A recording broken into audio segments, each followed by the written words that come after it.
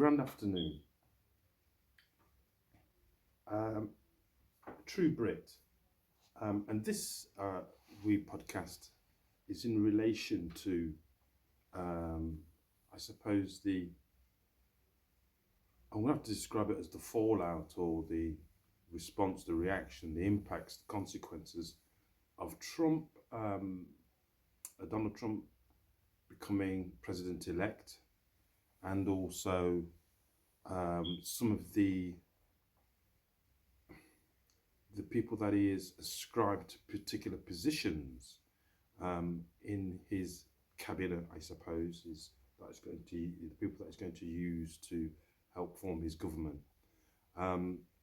In particular, I'm going to look at a few of those people and what it is that they are going to be representing in Donald Trump's government and its potential implications for true Brits, or for and how that might move towards making Albion great again.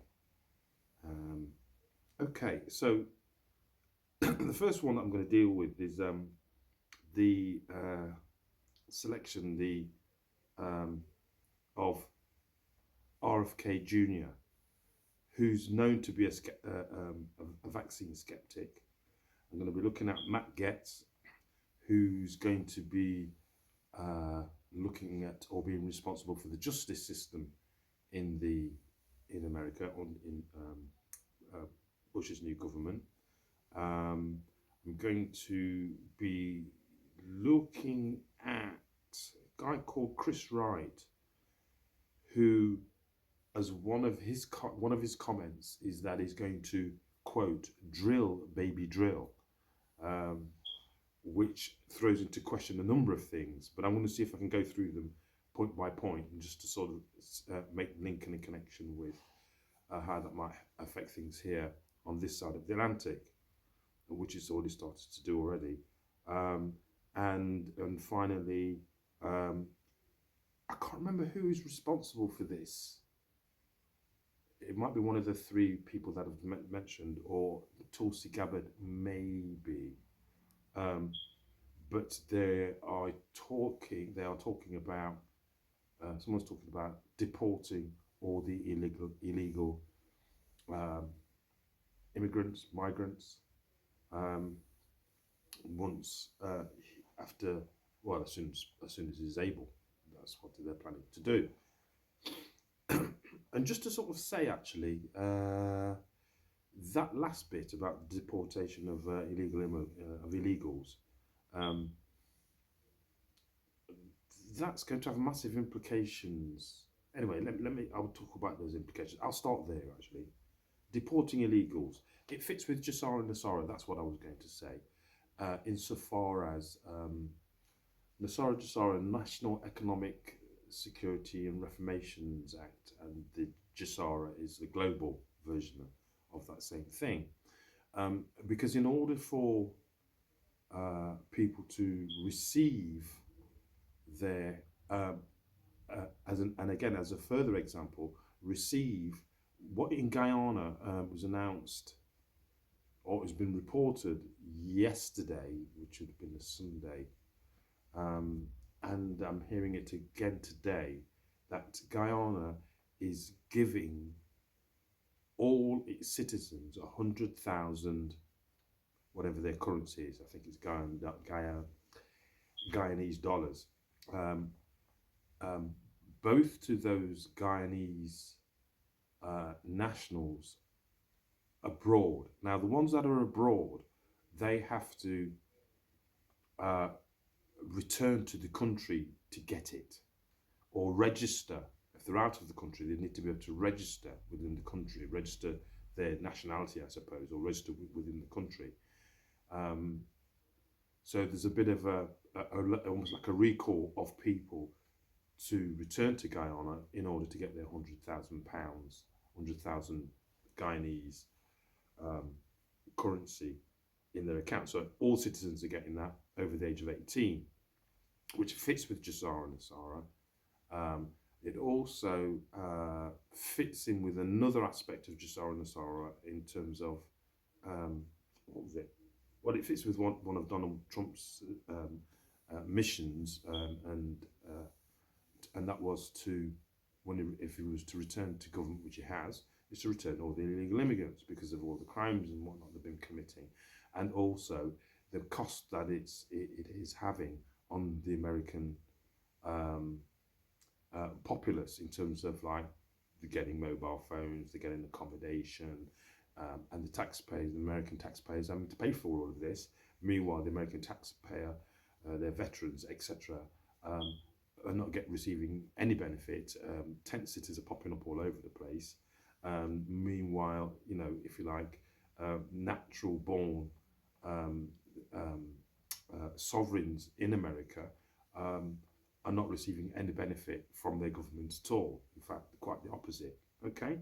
Now, for here in the UK, and already it's been talk about, or it's been considered that Donald Trump is now considering something akin to the Rwanda plan for deporting people. It's not quite the same, in my view. But I will say that behind the scenes in the UK, they've changed the visas, the visa applications, and the conditions for getting a visa for people that are wanting to come here and work. So the applications the process of getting a visa to work, a work visa, has changed, which has had an impact upon the numbers of students and also people coming to work in the UK anyway. But as you probably know, earlier on in the year, there were some issues around illegal migration connected to crime, connected to two-tier policing, and so on. So it's interesting. It's interesting. I suspect that what is going on, in fact, I do more than suspect, that what is happening in Guyana, which is in South America, by the way, is going to happen elsewhere, and that's what Trump's probably going to use as an incentive to send back the illegals in America to their respective countries, because those respective countries will probably have something similar occurring, which is connected to the banking system, which I'm not going to go into in this podcast yet, but it's connected to the markets and it's connected to the banking system, and then being Basel III and Basel IV compliant. It's also connected to some other bits and pieces. So anyway, so I'm just going to stick with that. Okay, right. So that's deporting illegals. Now, another fascinating aspect. Shall I go there? Shall I start with JFK Jr.? Let me know. Let me deal with Matt Gates. No, let me deal with Chris Wright. Drill, baby, drill. Basically, they are. America knows and been well aware of. Remember Dallas? Yeah, remember that, and Colby Co and all that. Oil. America's got loads, but what it's done over the last 70 years or so, with the advent or the creation of OPEC, is to create a petrodollar that is not linked to American oil, but linked to Saudi Arabian oil. There's a reason for that. It's a way of controlling the Middle East by setting up a proxy entity like Saudi Arabia and Qatar and all those kinds of places that have become that have become cash rich with American dollars, because everybody's had to buy oil from Saudi Arabia, because if they don't, then they get beat up by the Americans. You know, there's the other things that the Americans have done in conjunction with the Saudis, so the American dollar is, and any other currencies that are linked to it or pegged to the American dollar are backed by oil. That arrangement's changed. From what I understand, it changed last year actually with BRICS Plus, which included Saudi Arabia, who had moved away from their oil being used, or everybody buying their oil and using the American dollar to buy it. Because whilst that makes them very wealthy, they'd be even wealthier if they were buying it in Saudi Arabia's own currency, as an example, because they have to go and trade it back and do all kinds of shenanigans to get the money. So what it means is that America will be able to sort of drill it for its own oil, thereby reducing the cost of oil, because they're importing most of their oil anyway, until quite recently. It makes no sense. They've drained off their reserves as well, which was going to make them even more reliant on Saudi Arabian oil, which means that the Americans needed to keep a presence in Saudi Arabia, because it's not just the Saudi Arabian oil, it's the Iraqi oil as well that they have control over, and other oil fields in and around Israel, and Egypt, and also in Nigeria as well. There's lots of Western companies that are controlling the oil in North Africa, all over the place actually. So that it's a means of either they don't use their own oil, but they might need to use oil in Nigeria, but Nigeria is not allowed to use its own oil, because it needs to go and get its oil from Saudi Arabia, and using American dollars to do it. So that's how they've maintained the world hegemony. So again, fits in with Jassar and Nasara. Trump says he doesn't want to do that anymore. It's ridiculous, creates wars, and he doesn't want to be involved in wars. He's interested in making money. So this Chris Wright presents a threat to the order of things in the world in regarding to the petrodollar and oil, and who buys oil from who. So they want to start using their own, and to be able to sell their own oil to other people, to other countries, if they want to. So a bit of free trade. So, but that's unsettling the stock markets and all sorts. And it's potentially it frees up all the other countries that have got oil, like Jamaica. They just discovered some oil apparently. Apparently, they know the oil has been there a long while. And there's lots of countries in the Caribbean, that Barbados being another one, that earlier on this year got its independence and was doing very, very well, in that it was selling and using its own oil for its own needs and its own purposes, thereby making the country self-sufficient, if you will. It's reliant on its own resources. And that's the kind of world that we seem to be going back towards. But Donald Trump is at the head of it all, and the Americans are ahead of it all by dismantling what has been described as the deep state. So another aspect of this deep state, which is going to be tackled because it's got a major stronghold in America, and that is the pharmaceutical and what's the other thing? Food industries, which is going to be run by or overseen by JFK Jr., who's considered by the people that weren't expecting Trump to win and wanted Kamala to win. He's been quoted as being a vaccine skeptic, and he is. He's not anti-vax, I have to say, which I wish he was, because it's quite clear. But he's going to be challenging and what? Asking questions of the pharmaceutical industry. And actually, since he's done that, and again, a major impact. Right, let me just go back to the chap, Chris Wright. So when he's talking about drill, baby drill, the other impact of him doing that is that it basically kicks the, the green agenda, wind farm, solar power, kicks all that into touch.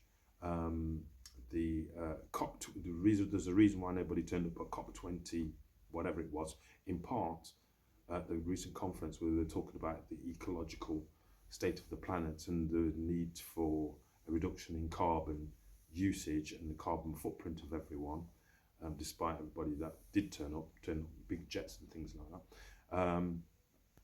that.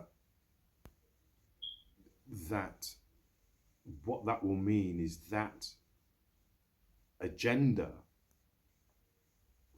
around global warming has been directly challenged, and actually it's been dismissed in some quarters. And by Donald Trump and Chris Wright talking about drill baby drill, they're talking about oil, gas, fracking, the whole 9 yards. And somebody at COP29, what did they say? Oil is a gift from God. Can't argue with that, really, can you? So we should be using it, is what they're saying. So they're going to be using it, and a lot of countries now are sort of kicking that ideology, that concept, that concern, for global warming into touch. Rising sea levels and all the rest of it.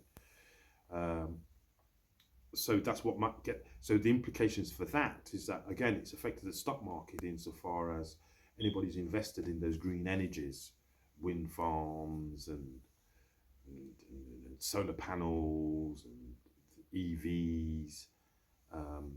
I quite liked my EV. My Tesla was apart from the battery just started to wear down. But I do like it, but there are more efficient ways. We're not quite ready to leave behind the petrol, gas, petroleum thing behind, because there are still too many technologies that are reliant on it, and to cross over straight away it's going to cost too much, and that cost doesn't need to be as costly as it has been, because gas and natural gas is natural, and so is petroleum. It's it's on the ground in Nigeria. It's just there bubbling away, and it rejuvenates itself.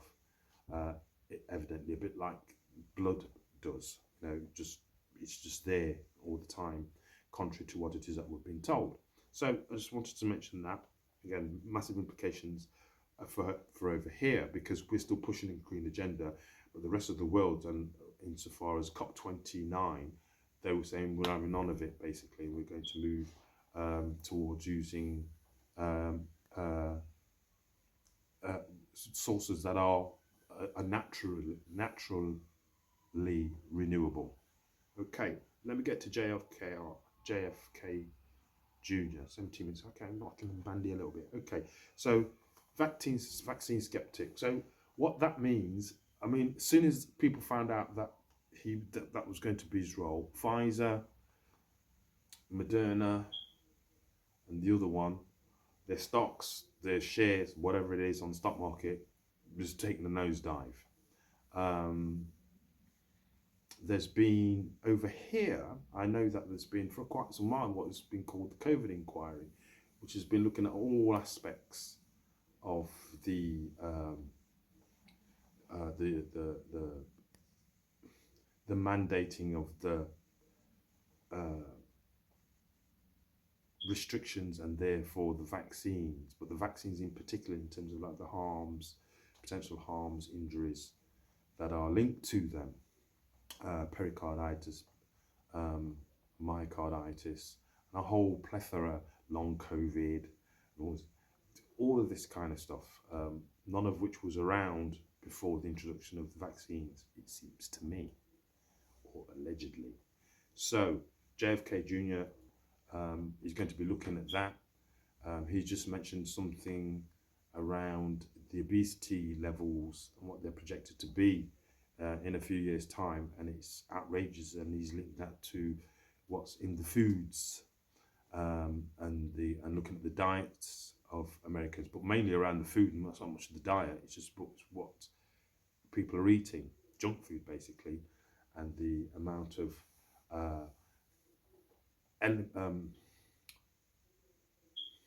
chemicals, I suppose, that are in them that are adding towards poor health, which leads them then into or towards the pharmaceutical industry for cures or for ways of managing the ailments that they've picked up through a poor diet. So, but as I say, both pharmaceutical industry and the food industry is Diageo, which is also connected to his name, Diddy, as well. Their stocks are taking a bit of a nosedive. The implications for that over here for true Brits, um, and of all of that really is well, they're manifold. I mean, I'm going to begin with this clear implication really, because whilst that might be going on, and this is, Donald Trump's making it clear what his intentions are for his party come January, if not before, and already just by announcing people in his cabinet, it's clear that it's already starting to have an impact, I say, on the stock market. There's people resigning all over the place. They don't want this to happen. I suspect that there's going to be some more attempts made on that gentleman's life because of what it is that he's intending to do: drain the swamp. Because that's the other thing that's happening here. What's been unearthed is what's been revealed is the amounts of money, I suppose, that's been spent on stuff that doesn't need to be spent. Meanwhile, people are suffering that are, and the people's taxpayers tax, the citizen, the sovereign, the individual, the collectives tax contributions are going towards those things that bring food insecurity, health insecurity, physical insecurity, and the security of communities, of our children and of our women.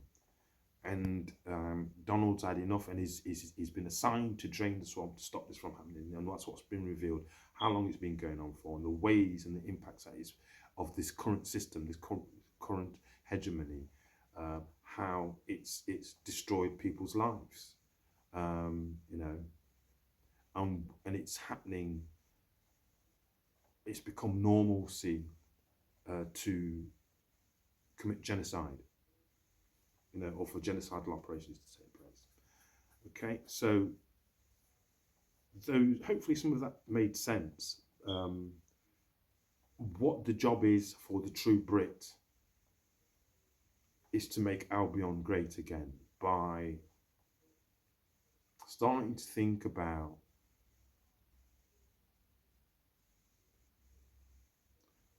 what do we do now that we know we've been lied to.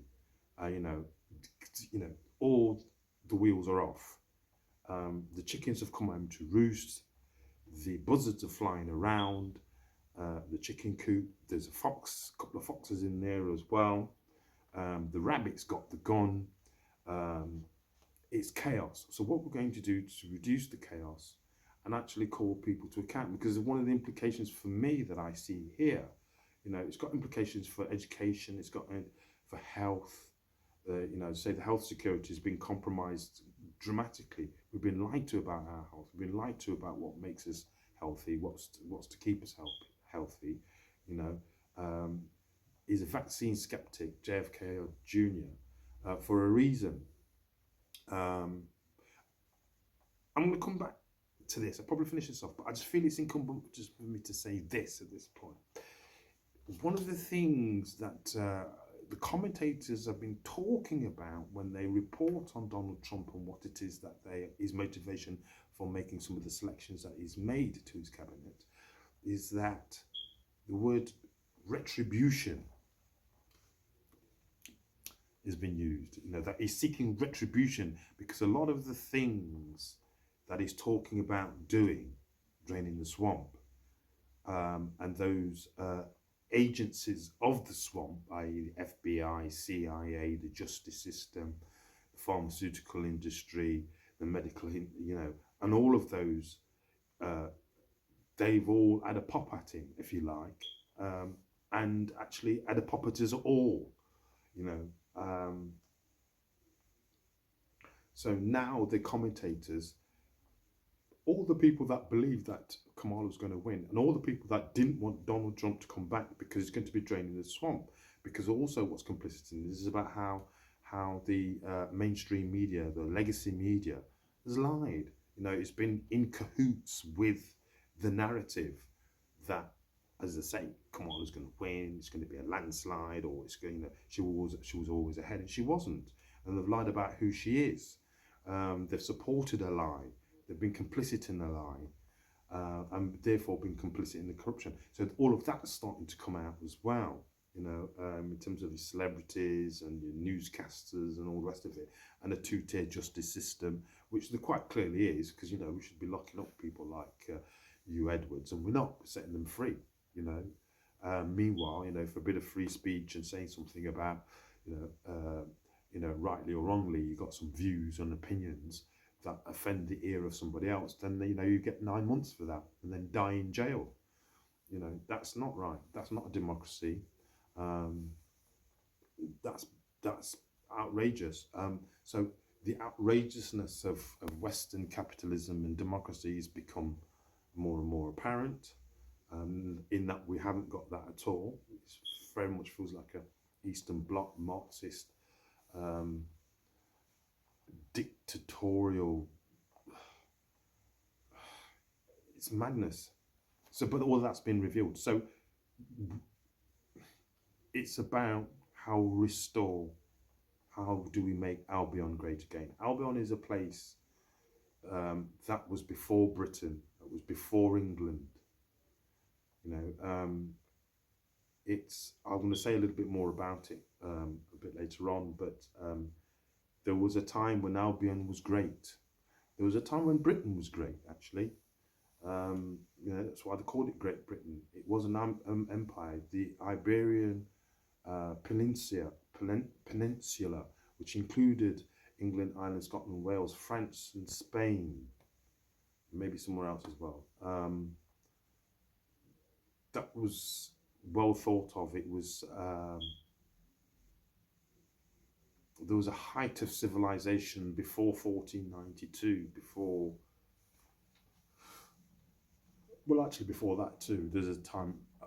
Again, I may say a little bit more. I'll get the dates correct, but from around about the 11th, 12th century, when things start to get crazy in Europe, when people started to change from a paradigm where there was peace, peace, love, truth, justice, and righteousness all over the globe. There was an empire that was inclusive of everybody, and everybody benefited from it. You know, there was no warring in the way that we understand it now, nowhere near. But there was much trade, there was much enlightenment, if you will. People spent their time, you know, considering self in relation to others and the universe. You know, we were interested in music and art, the creation of it, the music of the spheres. That's what classical music is. You know, anyway, I'll talk about it later. So I wanted to sort of bring that kind of update. True Brit. And